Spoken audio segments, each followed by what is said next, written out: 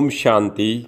आज 25 अक्टूबर 2025 के शनिवार के प्रातः मीठी मीठी मधुवन मुरली के बाप दादा के मधुर ईश्वरीय महावाक्य सुनते हैं। मीठे मीठे प्यारे प्यारे बाप दादा ने कहा, मीठे बच्चे, संगम युग पर ही तुम्हें आत्म अभिमानी बनने की मेहनत करनी पड़ती है। सतयुग अथवा कलयुग में यह मेहनत नहीं होती। प्रश्न है, श्री कृष्ण का नाम उनके माँ बाप से भी अधिक बाला है, क्यों? उत्तर है, क्योंकि श्री कृष्ण से पहले जिनका भी जन्म होता है वो जन्म योग बल से नहीं होता। श्री कृष्ण के माँ बाप ने कोई योग बल से जन्म नहीं लिया है। दूसरा, पूरी कर्मातीत अवस्था वाले राधे कृष्ण ही हैं, वही सदगति को पाते हैं।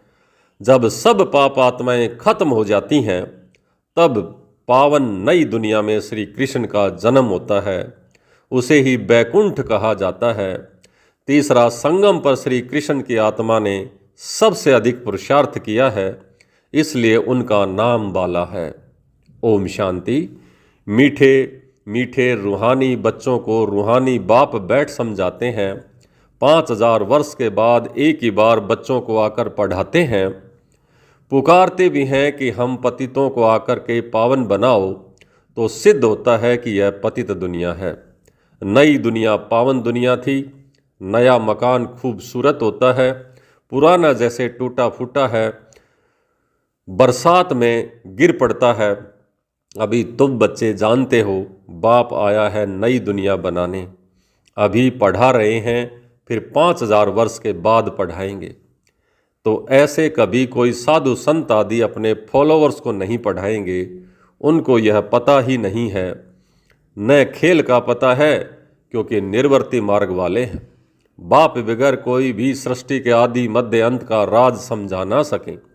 आत्म अभिमानी बनने में ही बच्चों को मेहनत होती है, क्योंकि आधा कल्प में तुम कभी आत्म अभिमानी बने नहीं हो।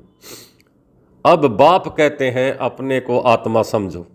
ऐसे नहीं कि आत्मा सो परमात्मा, नहीं, अपने को आत्मा समझ परमपिता परमात्मा शिव को याद करना है।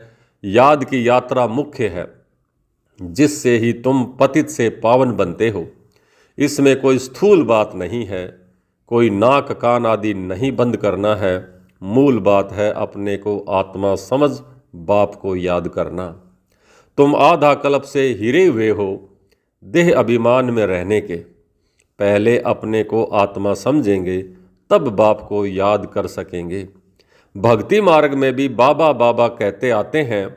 बच्चे जानते हैं सतयुग में एक ही लौकिक बाप है, वहाँ पारलौकिक बाप को याद नहीं करते हैं, क्योंकि सुख है। भक्ति मार्ग में फिर 2 बाप हो जाते हैं, लौकिक और पारलौकिक। दुख में सब पारलौकिक बाप को याद करते हैं। सतयुग में भक्ति होती नहीं, वहाँ तो है ही ज्ञान की प्रारब्ध। ऐसे नहीं कि वहाँ ज्ञान रहता है, इस समय के ज्ञान की प्रारब्ध मिलती है। बाप जो एक ही बार आते हो, आधा कल्प बेहद के बाप का सुख का वर्षा रहता है। फिर लौकिक बाप से अल्पकाल का वर्षा मिलता है, यह मनुष्य नहीं समझा सकते। ये है नई बात।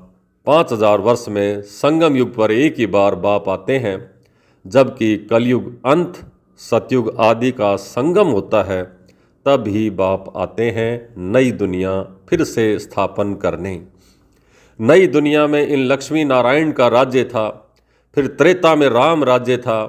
बाकी देवताओं आदि के जो इतने चित्र बनाए हैं वो सब हैं भक्ति मार्ग की सामग्री।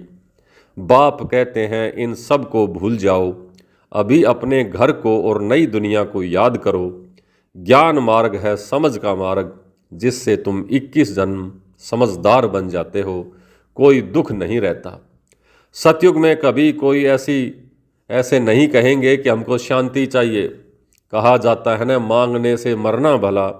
बाप तुमको ऐसा साहूकार बना देते हैं जो देवताओं को भगवान से कोई चीज़ मांगने की दरकार नहीं रहती।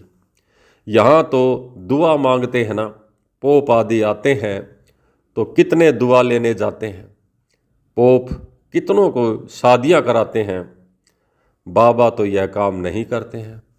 भक्ति मार्ग में जो पास्ट हो गया है सो अब हो रहा है, सो फिर रिपीट होगा। दिन प्रतिदिन भारत कितना गिरता रह जाता है। अभी तुम हो संगम युग पर, बाकी सब हैं कलयुगी मनुष्य।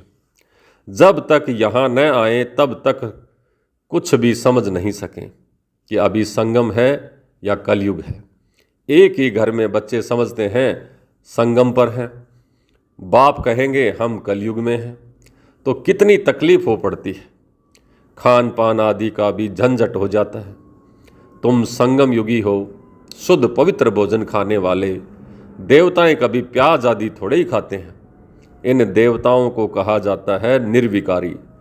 भक्ति मार्ग में सब तमो प्रधान बन गए हैं। अब बाप कहते हैं सतो प्रधान बनो। कोई भी ऐसा नहीं है जो समझे कि आत्मा पहले सतो प्रधान थी फिर तमो प्रधान बनी है, क्योंकि वह तो आत्मा को निर्लेप समझते हैं, आत्मा सो परमात्मा कह देते हैं। ऐसे ऐसे मनुष्य कहते हैं। बाप कहते हैं ज्ञान सागर मैं ही हूँ। जो इस देवी देवता धर्म के होंगे वह सब आकर फिर से अपना वर्षा लेंगे। अभी सैपलिंग कलम लग रही है, तुम समझ जाएंगे यह इतना ऊंचा पद पाने लायक नहीं है। घर में जाकर शादियां आदि करते हैं, छी होते रहते हैं, तो समझाया जाता है उच्च पद पा नहीं सकते, यह राजाई स्थापन हो रही है। बाप कहते हैं मैं तुमको राजाओं का भी राजा बनाता हूँ। तो प्रजा तो जरूर बनानी पड़े, नहीं तो राज्य कैसे पाएंगे। यह गीता के अक्षर हैं, इनको कहा ही जाता है गीता का युग। तुम राजयोग सीख रहे हो, जानते हो आदि सनातन देवी देवता धर्म का फाउंडेशन लग रहा है।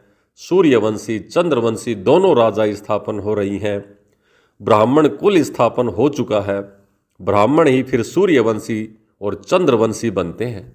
जो अच्छी रीति मेहनत करेंगे वह सूर्यवंशी बनेंगे, और धर्म वाले जो आते हैं वह आते ही हैं अपने धर्म की स्थापना करने। पीछे उस धर्म की आत्माएं आती रहती हैं, उनके पीछे धर्म की वृद्धि होती जाती है। समझो कोई क्रिश्चियन है तो उन्हों का बीज रूप क्राइस्ट ठहरा। तुम्हारा बीज रूप कौन है? बाप, क्योंकि बाप ही आकर स्वर्ग की स्थापना करते हैं ब्रह्मा के द्वारा। ब्रह्मा को ही प्रजापिता कहा जाता है, रचता नहीं कहेंगे। इन द्वारा बच्चे अडोप्ट किए जाते हैं। ब्रह्मा को भी तो क्रिएट करते हैं ना, बाप आकर इसमें प्रवेश कर यह रचते हैं। शिव बाबा कहते हैं तुम मेरे बच्चे हो, ब्रह्मा भी कहते हैं तुम मेरे साकारी बच्चे हो। अभी तुम काले छिछी बन गए हो, अब फिर ब्राह्मण बने हो। इस संगम पर ही तुम पुरुषोत्तम देवी देवता बनने की मेहनत करते हो। देवताओं को और शूद्रों को कोई मेहनत नहीं करनी पड़ती, तुम ब्राह्मणों को मेहनत करनी पड़ती है देवता बनने के लिए। बाप आते ही हैं संगम पर। यह है बहुत छोटा सा युग, इसलिए इसको लीप युग कहा जाता है। इनको कोई जानते नहीं है। बाप को भी मेहनत लगती है, ऐसे नहीं कि झट से नई दुनिया बन जाती है। तुमको देवता बनने में टाइम लगता है। जो अच्छे कर्म करते हैं तो अच्छे कुल में जन्म लेते हैं। अभी तुम नंबरवार पुरुषार्थ अनुसार गुल गुल बन रहे हो, फूल बन रहे हो, आत्मा ही बनती है। अभी तुम्हारी आत्मा अच्छे कर्म सीख रही है, आत्मा ही अच्छे व बुरे संस्कार ले जाती है। अभी तुम गुल गुल फूल बन अच्छे घर में जन्म लेते रहेंगे। यहाँ जो अच्छा पुरुषार्थ करते हैं तो जरूर अच्छे कुल में जन्म लेते होंगे। नंबरवार तो है ना, जैसे जैसे कर्म करते हैं ऐसे जन्म लेते हैं। जब बुरे कर्म करने वाले बिल्कुल खत्म हो जाते हैं फिर स्वर्ग स्थापन हो जाता है। छांट छूट हो करके तमो प्रधान जो भी हैं वह खत्म हो जाते हैं, फिर नए देवताओं का आना शुरू होता है। जब भ्रष्टाचारी सब खत्म हो जाते हैं तब श्री कृष्ण का जन्म होता है। तब तक बदली सदली होती रहती है। जब कोई छी नहीं रहेगा तब श्री कृष्ण आएगा। तब तक तुम आते जाते रहेंगे। श्री कृष्ण को रिसीव करने वाले माँ बाप भी पहले से ही चाहिए ना। फिर सब अच्छे अच्छे रहेंगे, बाकी सब चले जाएंगे, तब ही उसको स्वर्ग कहा जाएगा। तुम श्री कृष्ण को रिसीव करने वाले रहेंगे बल तुम्हारी छी जन्म होगा, क्योंकि रावण राज्य है ना। शुद्ध जन्म तो हो न सके, गुल गुल पवित्र जन्म श्री कृष्ण का ही पहले पहले होता है, उसके बाद नई दुनिया बैकुंठ कहा जाता है। श्री कृष्ण बिल्कुल गुलगुल नई दुनिया में आएंगे, रावण संप्रदाय बिल्कुल खत्म हो जाएगा। श्री कृष्ण का नाम उनके माँ बाप से भी बहुत बाला है। श्री कृष्ण के माँ बाप का नाम इतना बाला नहीं है। श्री कृष्ण से पहले जिनका जन्म होता है वो योग बल से जन्म नहीं कहेंगे। ऐसे नहीं श्री कृष्ण के माँ बाप ने योग बल से जन्म लिया है, नहीं। अगर ऐसा होता तो उन्हों का भी नाम बाला होता। तो सिद्ध होता है उनके माँ बाप ने इतना पुरुषार्थ नहीं किया जितना श्री कृष्ण ने किया। यह सब बातें आगे चल तुम समझते जाएंगे। पूरी कर्मातीत अवस्था वाले राधे कृष्ण ही हैं, वही सदगति में आते हैं। पाप आत्माएं सब खत्म हो जाती हैं, तब उन्हों का जन्म होता है। फिर कहेंगे पावन दुनिया, इसलिए श्री कृष्ण का नाम बाला है, माँ बाप का इतना नहीं। आगे चल तुमको बहुत साक्षात्कार होंगे, टाइम तो पड़ा है, तुम किसी को भी समझा सकते हो। हम यह बनने के लिए पढ़ रहे हैं, विश्व में इनका राज्य अब स्थापन हो रहा है। हमारे लिए तो नई दुनिया चाहिए। अभी तुमको देवी संप्रदाय नहीं कहेंगे, तुम हो ब्राह्मण संप्रदाय, देवता बनने वाले हो। दैवी संप्रदाय बन जाएंगे, फिर तुम्हारी आत्मा और शरीर दोनों स्वच्छ होंगे। अभी तुम संगम युग पुरुषोत्तम बनने वाले हो। यह सारी मेहनत की बातें हैं। याद से विक्रमाजीत बनना है, तुम खुद कहते हो, याद घड़ी घड़ी भूल जाती है। बाबा पिकनिक पर बैठते हैं तो बाबा को ख्याल रहता है हम याद में नहीं रहेंगे तो बाबा क्या कहेंगे। इसलिए बाबा कहते हैं तुम याद में बैठ पिकनिक करो, कर्म करते मासूक को याद करो तो विक्रम विनाश होंगे। इसमें ही मेहनत है। याद से आत्मा पवित्र होगी, अविनाशी ज्ञान धन भी जमा होगा। फिर अगर अपवित्र बन जाते हैं तो सारा ज्ञान बह जाता है। पवित्रता ही मुख्य है। बाप को अच्छी अच्छी बातें ही समझा, बाप तो अच्छी अच्छी बातें ही समझाते हैं। यह सृष्टि के आदि मध्य अंत का ज्ञान और कोई में है नहीं। और जो भी सत्संग आदि हैं वो सब हैं भक्ति मार्ग के। बाबा ने समझाया है भक्ति वास्तव में परिवर्ती मार्ग वालों को ही करनी है। तुम्हारे में तो कितनी ताकत रहती है, घर बैठे तुमको सुख मिल जाता है। सर्वशक्तिवान बाप से तुम इतनी ताकत लेते हो। सन्यासियों में भी पहले ताकत थी, वो जंगलों में रहते थे। अभी तो कितने बड़े बड़े फ्लैट बना करके रहते हैं। अभी वह ताकत नहीं है। जैसे तुम्हारे में भी पहले सुख की ताकत रहती है, फिर वो गुम हो जाती है। उन्हों में भी पहले शांति की ताकत है, अब वह ताकत नहीं है, गुम हो गई है। आगे तो सच कहते थे कि रचता और रचना को हम नहीं जानते हैं, अभी तो अपने को ही भगवान और शिवो हम कह बैठते हैं। बाप समझाते हैं इस समय सारा झाड़ तमो प्रधान है, इसलिए सभी का उद्धार करने मैं आता हूँ।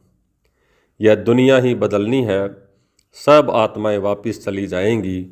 एक भी नहीं जिसको यह पता हो कि हमारी आत्मा में अविनाशी पार्ट भरा हुआ है जो फिर से रिपीट करेंगे। आत्मा इतनी छोटी है, इसमें अविनाशी पार्ट भरा है जो कभी विनाश नहीं होता। इसमें बुद्धि बड़ी अच्छी पवित्र चाहिए, वह तब होगी जब याद की यात्रा में मस्त रहेंगे। मेहनत के सिवाय पद थोड़े ही मिलेगा। इसलिए गाया जाता है चढ़े तो चाखे बैकुंठ रस, गिरे तो चकनाचूर।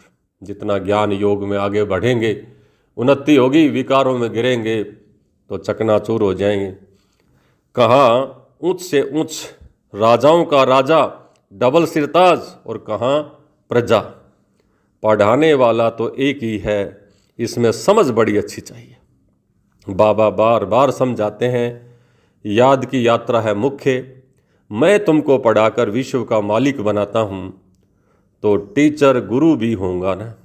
बाप तो है ही टीचरों का टीचर, बापों का बाप। यह तो तुम बच्चे ही जानते हो। हमारा बाबा बहुत प्यारा है, ऐसे बाप को तो बहुत याद करना है। पढ़ना भी पूरा है।